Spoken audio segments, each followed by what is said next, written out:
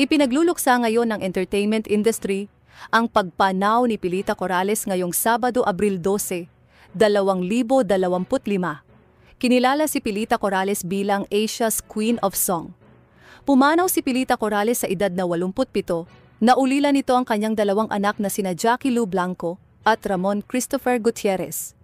Si Janine Gutierrez, apo ni Pilita Corrales, ang nagkumpirma ng malungkot na balita na pumanaw na ang kanyang lola ngayong araw sa pamamagitan ng Instagram post ngayong tanghali, April 12, 2025.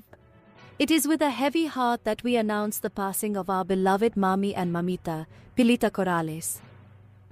Pilita touched the lives of many, not only with her songs but also with her kindness and generosity.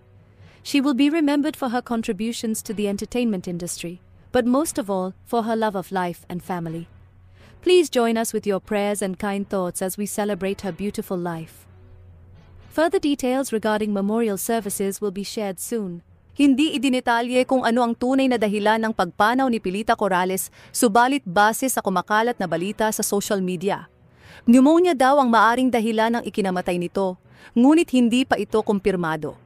Nagpaabot naman ng panalangin at pakikiramay ang mga artista sa Instagram post na ito ni Janine Gutierrez.